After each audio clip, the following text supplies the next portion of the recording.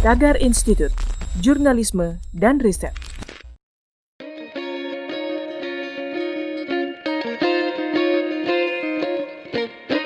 Halo Tagarians, para penonton setia Tagar TV dan juga pembaca setia Tagar ID, apa kabar? Ketemu lagi sama saya, Kori Olivia, yang hari ini ingin membacakan ulasan pilihan redaktur Tagar, yaitu tentang dukungan Paus Fransiskus untuk LGBT atau lesbian, gay, biseksual, dan transgender. Paus Fransiskus mengatakan bahwa menurutnya pasangan sesama jenis harus diizinkan untuk memiliki keluarga atau keturunan. Mereka adalah anak-anak Tuhan dan tidak ada yang harus dibuang atau dibuat sengsara karenanya. Apa yang harus kita buat adalah undang-undang serikat sipil.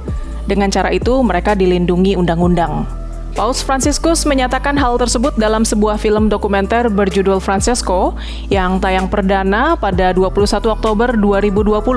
Menurut para pengamat, pernyataan Paus Fransiskus itu adalah yang paling terang-terangan tentang hubungan gay. Paus Fransiskus menambahkan bahwa ia merujuk pada saat ia menjadi Uskup Agung Buenos Aires. Meskipun menentang pernikahan sesama jenis secara hukum, tapi dia mendukung beberapa perlindungan hukum untuk pasangan sesama jenis.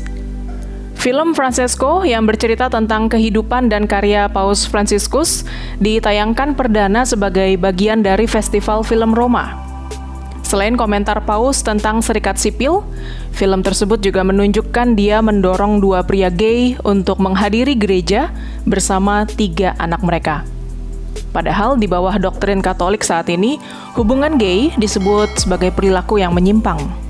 Lalu pada 2003, Badan Doktrinal Vatikan, Congregation for the Doctrine of the Faith, mengatakan bahwa penghormatan terhadap kaum homoseksual tidak dapat mengarah pada persetujuan perilaku homoseksual atau pengakuan hukum atas persatuan homoseksual. Komentar Paus dalam film Francesco adalah yang terbaru dari serangkaian pendapat yang ia ungkapkan tentang hak LGBT, menyuarakan beberapa dukungan, tapi bukan dukungan penuh.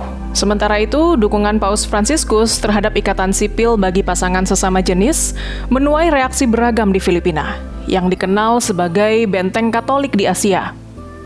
Kelompok LGBT menyambut dukungan Paus dengan lega, sedangkan pensiunan Uskup Sorsogon Arturo Bastes menyatakan tersinggung atas dukungan Paus Fransiskus.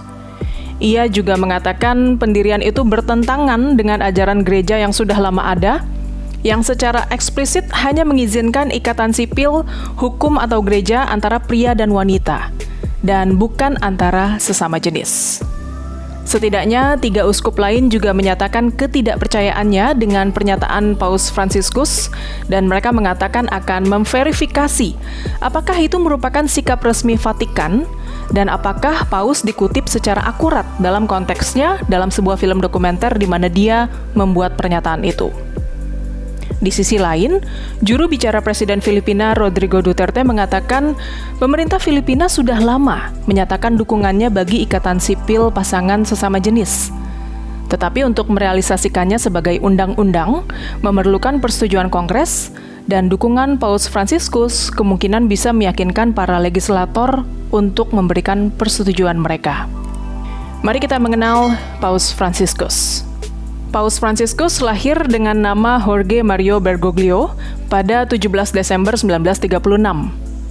Dia adalah Paus ke-266, menggantikan Paus Benediktus XVI yang mengundurkan diri pada 28 Februari 2013. Paus Fransiskus terpilih dalam pemungutan suara hari kedua konklav pada 13 Maret 2013. Bergoglio adalah anak pertama dari 5 bersaudara.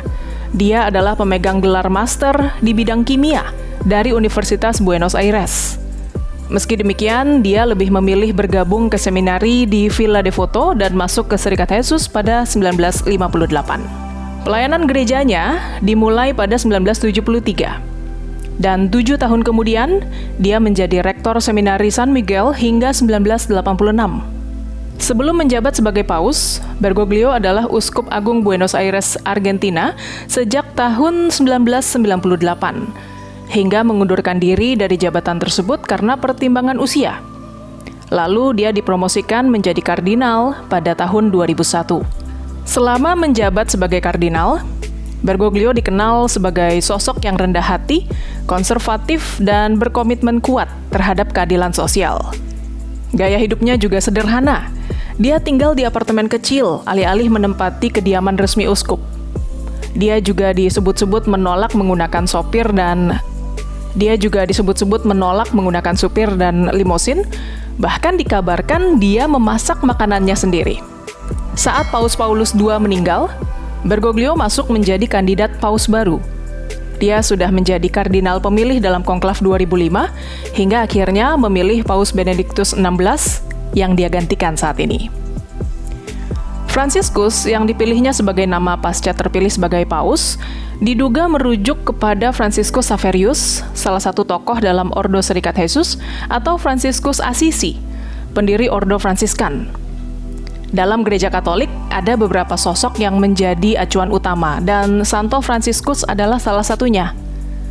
Nama Franciscus juga menjadi lambang untuk kemiskinan, kerendah hatian, kesederhanaan, dan pembangunan kembali gereja Katolik. Paus Franciscus selama ini memang dikenal sebagai sosok yang konservatif. Beberapa pandangannya mencakup penentangan atas praktek aborsi dan homoseksualitas. Meski menyatakan menghormati gay dan lesbian sebagai individu, dia menentang keras undang-undang yang dirilis pada 2010 di Argentina yang melegalkan perkawinan sesama jenis.